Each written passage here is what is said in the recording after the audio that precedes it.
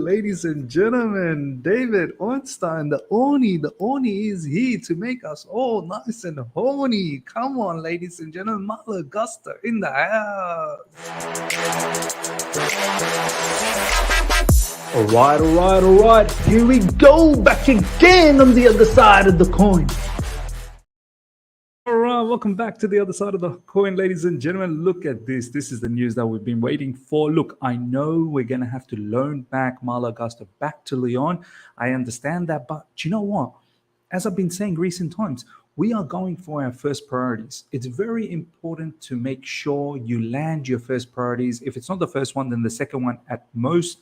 Not your third, not your fourth, and all of those influxing the team with players that you probably don't really want, but you're just making do. So, look, the word in the streets, ladies and gentlemen, is that we've struck a deal with Lyon for Malo Gusto, but we're going to have to loan him back for the remainder of the season. Now, yesterday I did say that, look, what's the point in that case? However, I think the point here is we're getting our man, and we're not paying overs. I think this was the biggest deal breaker here, that Lyon will give us Malo Gusto for a reasonable price, but as long as we give them, Malo Gusto back to them for the remainder of the season.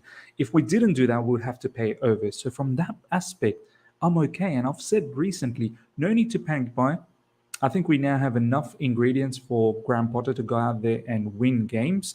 Reece James is coming back. Yes, I understand. What's the reliability that Reece James is actually going to stick around for the rest of the season and not get injured? Touch wood that he doesn't. And Chalobah has been quite okay as well in recent times in that right back position, or /3 at the back, where he sort of shifts to that RCB position. And let's be honest, we can use Azpilicueta bits and pieces here and there off the bench. So look, securing a player like Malo Gusto for next season, I think it's very, very crucial. Very crucial. He's a gem. I've also said no need to pay overs because he's not really proven anything, but I understand his potential. I understand, what type of quality he brings to Chelsea Football Club. He'll be an absolute understudy to Reece James. And I think overall the package is good. His skill set is very good. So look, I'm very, very happy, much like the Nkunku situation where this player will join us next season. Hopefully, this is the case. Fabrizio Romano tweeted as well. Here we go, is imminent. This is going to happen, I'm hoping. And with this, with the Caicedo, those are the two deals that I was really hopeful about. That thinking that this is probably going to happen. Not really the Enzo Fernandez situation where Benfica is so staunch on their grounds that they won all of that release clause up front. So let's check out the news, ladies and gentlemen, in regards to Malo Gusto. Breaking literally moments ago, Chelsea have reached an agreement in principle with Lyon to sign right back Malo Gusto for 30 million euros plus add-ons. I think someone said it's about 26 million pounds and then some add-ons there. And I'm okay with that. Do you know what I mean? If it takes up to a total of 30 million pounds, I think this is what I said yesterday, that's about a reasonable price for an up-and-coming youngster. And do you know what? It fits our profile. 19-year-old France under-21 international will remain with Olympique Lyon until the end of the season before joining CFC in the summer. It was first broken by Fabrice Hawkins, who, if you guys remember, broke the Wesley Fofana story as well. So when it comes to French players, Fabrice Hawkins, he knows what he's doing. But coming back to the point, the profile, 19-year-old, perfect for Graham Potter. In recent times, I've said it. I think it's potent. It's quite important that we bring in all these young players, because these are the players that will probably listen to Graham Potter. They've not really seen the likes of Mourinho, Ancelotti, Antonio Conte, those big caliber managers like some of our current players have, and they may look at Graham Potter thinking, we've been managed by better before. Now you've come in. So in terms of warranting respect, I think these young players will look up to Graham Potter thinking, do you know what? You're probably an up-and-coming manager. So I want Graham Potter to bring more of these type of players. And I'm not saying influx the entire team with youngsters. No. You still got to keep the experienced bunch there and somehow get the buy-in from them, to be honest. Somehow try and manage the buy-in, like the likes of Silva. Looks like he's going to sign another contract, 1-year extension. N'Golo Kante looks like he's going to sign a contract extension. So buy-in from them to have a spine ready, and then obviously introduce all these young players in and around them. Don't forget the young players that we've added up front as well in attack. So look, this is great news, ladies and gentlemen. Fabrice Hawkins, as I said, was the first one to break this. He went on to say, agreement between Chelsea and Lyon for the transfer of Malo Gusto. He will sign in England, then will be loaned to Lyon until the end of the season. Look, we're set for next season, and we can forget about Azpilicueta next season. Hopefully we can see out and give Azpilicueta a nice farewell at the end of the season, and he's still got, I think, one more year left in his contract. After this, potentially we can sell him. Maybe he wants to go back to Spain if Barcelona is still interested, and even if it's not Barcelona, hopefully another Spanish club. Fabrizio Romano has also chipped in on this news. Chelsea are closing in on Malo Gusto deal with Olympique Lyon. Deal now at final stages. Brilliant to hear. He will stay at Olympique Lyon until the end of the season. I think this was the deal breaker for Lyon. Like, they really needed him to stick around till the end of the season so they can have a proper opportunity to replace him in the summer.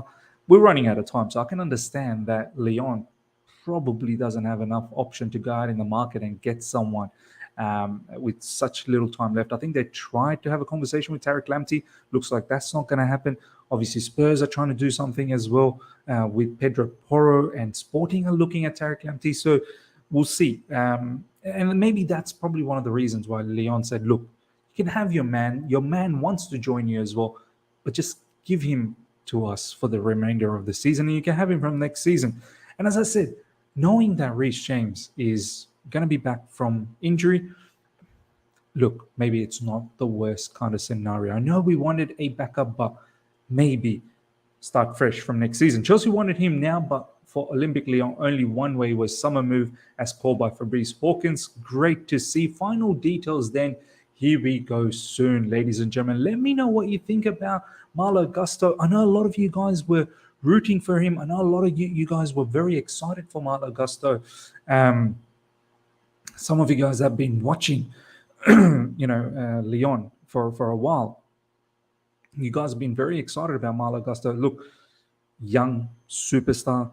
It's got a lot of pace moving forward, got good recovery pace coming backwards, defensively strong. French League is good in terms of players being strong defensively. He's got a little bit of bite about him. Look, he can definitely improve in his final third production. I think he's quite good in the final third, but obviously the numbers are not showing as yet, the number of assists and goals. Look, I don't expect too many goals, but assist is something he's going to have to work on, and that's fine. I think he's young. He will work on that. Ball playing ability is very good. He's going to be a fine addition. He's going to be a fine addition for us. That's my personal feelings. Let me know, guys, how you feel about Malo Gusto to Chelsea Football Club.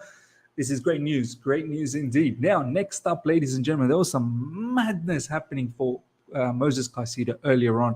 Honestly, gave me a bit of a heart attack. Once again, as I said, I don't want Chelsea to panic buy, and I was sort of making myself, calming myself down, thinking, look, the transfer window is coming to an end. It's only a few more days left. Looks like Brighton really don't want to sell Moises Caicedo. Enzo Fernandez is a bit of a no-go as well. And I thought, you know what? Okay, fine. We'll address this in the summer. Let's not panic buy. But straight away after that last stream, when I said all of this, I saw this particular news drop by, ladies and gentlemen, from Fabrizio Romano. Exclusive: Arsenal have submitted 60 million bid to sign Moises Caicedo as new midfielder. Chelsea had 55 million verbal proposal rejected this January, as Brighton hope to keep the player. But Arsenal are now pushing negotiations enter into key stages. When I saw this news, I was like, I think I'm a little bit annoyed now. I think I'm a little bit upset now. I'm a little bit concerned when I saw Arsenal enter into this race and putting in their 60 million bid. And I was like, I hope Chelsea do something. I don't want us to lose out on this player to Arsenal. And Arsenal, wow, kudos to them, to be honest. They're really going for it. They're really going for, strengthening their squad, and they truly believe that they can win the league. And they want to make sure that they give Arteta everything possible to get their dream. But we can't let that dream prosper. We cannot let that dream happen. Chelsea, do not let this guy go to Arsenal. And good news is, straight after that, David Ornstein tweeted out, Brighton and Hove Albion have rejected a bid of 60 million fixed from Arsenal for Moises Caicedo. So there was the bid, and then there was the bid that was rejected, targeting Ecuador international to strengthen midfield, plus interest remains despite Brighton Hove Albion insisting 21-year-old is not up for sale. So look, Brighton remaining staunch about this particular situation as well, that he's not up for sale. He's going to be a Brighton player. And Moises Caicedo is not going to rack up a chaos to leave the football club. He said, there was an official statement from Brighton saying that Caicedo is very happy and he understands. Brighton has given him the break and he's going to respect it. But I was sort of thinking, do you know what? Maybe there's an opportunity now. Maybe there's an opportunity to get this done. And I'm still hopeful, much like the Malo Gusto situation. I'm still hopeful about Caicedo. That 100 million price tag that was slapped, that's not really the true valuation. I think that was more of a saying from Brighton that he's not up for sale, so F off. But I think if we can get as close to that 75 million mark, I think this player can go. This is coming from Sammy Mogbo. Moises Caicedo is prepared to hand in a transfer request, apparently. As much as I was saying he's not looking to create chaos, Sammy Mogbo, look, I don't know how much to trust him about this. He's going to hand in a transfer request. Player considering options. Arsenal are set to return with an improved offer, but their actions could see Chelsea start to accelerate. I hope so. I've even recently tweeted out on my Twitter that why don't we offer players like the way we've been offering players for Enzo Fernandez? Why aren't we offering players to Brighton? The likes of Ruben Loftus-Cheek, the likes of Conor Gallagher. Offer the money, I don't know, somewhere around 55 million that we've already bid, and offer Gallagher or Ruben Loftus-Cheek. Now, a lot of people are saying, there's no way Conor Gallagher is worth minimum 40 to 50 million. I mean, look, that might be his true valuation. But you need to understand, Conor Gallagher doesn't play enough for us. You need to understand he's up for sale for Chelsea Football Club. We could have a valuation for Conor Gallagher, but that's not how people are looking at it as, because they see that we're desperate. You have to understand that what the situation is. Had Conor Gallagher been a particular player that plays regularly for Chelsea as a key cog, then fine. Then he, even if he's up for sale, well, firstly, he wouldn't be up for sale, but if other players were interested, his price would have been high. But now it's clear. Just because Chelsea, we want 40 million or 40 to 50 million for Conor Gallagher, that it doesn't necessarily have to mean that the rival clubs will have to pay that, because they know, they'll make an assessment that he's an excess player for you. You don't really rate him. We're not going to give you 40 to 50 million. He may be that valuation, but we're not going to give you that, because this is the issue that I've said in recent times. The market knows that we're desperate to buy a midfielder. That's why all the midfielders' prices are jacked up, much like Caicedo's one. Caicedo's probably not worth 75 million, definitely not 100 million. It's probably not worth 75 million, but worth 75 million for us because we're desperate.